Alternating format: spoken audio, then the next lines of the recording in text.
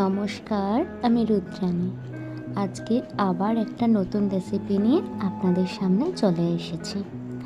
যেমনটি আমি বলেছিলাম অয়েস্টার মাশরুম বানানোর সময়, আপনাদের সামনে আমি বাটন মাশরুমের রেসিপিও শেয়ার করব, যার জন্য কিছু ইনগ্রিডিয়েন্টস নিয়ে নেব। প্রথমেই বলে রাখি, আমার হাতের অবস্থাটা কিন্তু দোল খেলে হয়েছে, বুঝতেই পারছেন। যাকে ইনগ্রিডিয়েন্টসের মধ্যে নিয়ে নেব বাটন মাশরুম, কিছু রসুন, পেঁয়াজ, টমেটো, ক্যাপসিকাম, ধনেপাতা, একটু জিরে আর কাজু।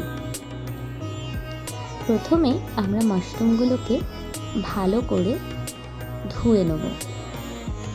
এখানে মাশরুমগুলোর এরকম অবস্থা, কেননা এটা প্যাকেট মাশরুম ছিল, মানে ক্যান্ড মাশরুম যেটা বলি। আপনারা যদি ফ্রেশ মাশরুম ইউজ করেন তাহলে দেখবেন জিনিসটা দেখতে আরও ন্যাচারাল এবং একটু হোয়াইটিশ হবে। মাশরুমগুলোকে আমরা এরকম দুভাগে কেটে নেব। তারপরে আমরা একটা টমেটো নেব এবং হাফটা আমরা রেখে দেব, এবং বাকি হাফটা আমরা কুচি কুচি করে কেটে নেব এবং টমেটোটাকে কাজু বাদামের সাথে পেস্ট করে নেব। কাজু বাদাম টমেটোর সাথে আমরা কিন্তু রসুনগুলো পেস্ট করে নেব।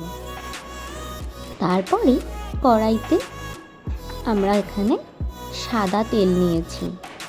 আপনারা চাইলে বাটারও ইউজ করতে পারেন পুরোটা, কিন্তু আমি এখানে সাদা তেল আর বাটার একসাথে নিয়েছি।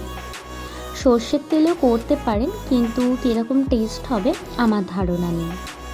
তাতে জিরেটা দিয়ে দেবো এবং যে হাফ টমেটোটা আমরা রেখে দিয়েছিলাম সেটা কুচি করে আমরা তাতে দিয়ে দেবো।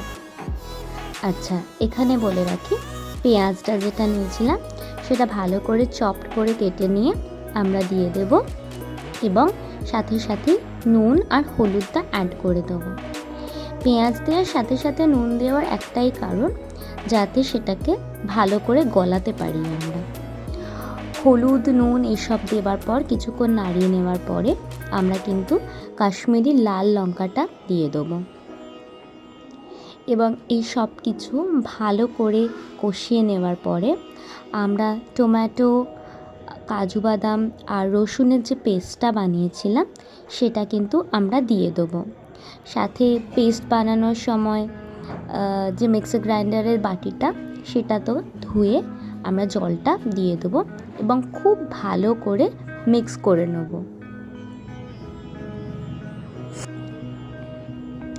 রান্না কিন্তু কষানোর ওপরেই ডিপেন্ড করে, এটা কিন্তু আমি আমার দিদার থেকে শিখেছি। ইনগ্রিডিয়েন্টসের মধ্যে আমরা ক্যাপসিকামও নিয়েছিলাম, সেই ক্যাপসিকামটা দিয়ে দেবো। আর যে টমেটো কেটে রেখেছিলাম সেটা আর একটু পরে দিয়ে দেবো। আমি সামান্য চিনি দিয়েছি এখানে টেস্টটাকে ব্যালেন্স করার জন্য, যেহেতু এটা রুটি বা পরোটার সঙ্গে আমরা খাবো। বাঙালি বাড়িতে রুটির সঙ্গে একটু মিষ্টি মিষ্টি তরকারি না হলে চলেই না, তাই চিনিটা দেব। আবার চিনিটা টেস্টটাকেও ব্যালেন্স করতে সাহায্য করে। ভালো করে সব কিছু কষিয়ে নেওয়ার পরে আমরা মাশরুমটা দিয়ে দেবো এবং ভালো করে নাড়তে থাকবো।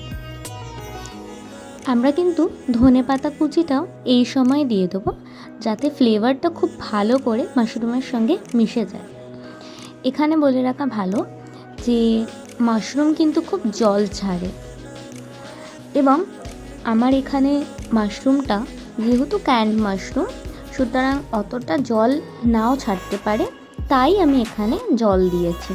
আপনারা যদি ফ্রেশ মাশরুম কিনে ইউজ করেন তাহলে প্লিজ জল দেবেন না, কেননা মাশরুম নিজে থেকেই অনেকটা জল ছাড়বে। এবং আমরা কিছুক্ষণ কষিয়ে নেওয়ার পরে ঢাকা দিয়ে আমরা কিছু কাঁচা লঙ্কা দিয়ে দেবো। মাশরুমটা খুব ঝাল ঝাল করতে চাইছি না, খুব ঝাল মাশরুম খেতে গেলে কিন্তু মাশরুমের টেস্টটা পাওয়া যায় না, এই জন্যই আমরা কাঁচা লঙ্কাটা পরে মিক্সড করছি। সুন্দরভাবে হয়ে গেলে আমরা কিন্তু নামিয়ে নেব গরম গরম, এবং নামানোর পরে আমরা ওপর থেকে একটুখানি বাটার দিয়ে দেবো যে যেরকম পরিমাণে বাটার টেস্ট করতে চান, এবং ওপর থেকে একটু ধনেপাতা কুচি দিয়ে দেবো। ব্যাস, আমাদের butter mushroom recipe ready. Serve করে খেয়ে আমাকে জানাবেন।